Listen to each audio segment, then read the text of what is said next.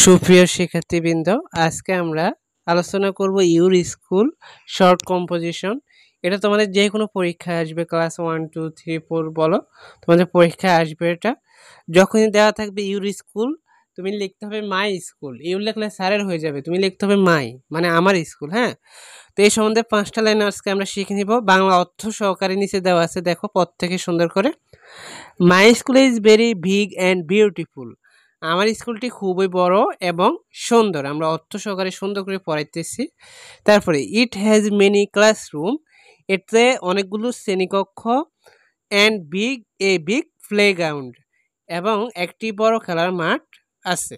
পরের line, our teachers, আমাদের শিক্ষকরা, আর কাইন্ড, মানে আমাদের শিক্ষকরা দয়ালু।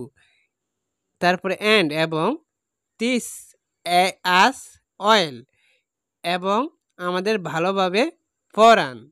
আই প্লে উইথ, আমি খেলা করি, উইথ মাই ফ্রেন্ডস, আমার বন্ধুদের সাথে, ডিউরিং টিফিন টাইম, টিফিন সময় আমি আমার বন্ধুদের সঙ্গে বা সাথে খেলা করি।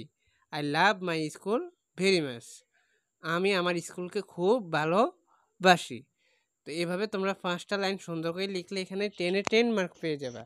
হ্যাঁ, সুন্দর করে পদ থেকে লিখবা, আর এই 5টা বাক্য সুন্দর করে শিখে নিবা। আশা করছি যে কোনো পরীক্ষায় তুমি এটা লিখলে পূর্ণ মার্ক পেয়ে যাবা। কেমন? ধন্যবাদ সবাইকে। আল্লাহ হাফেজ।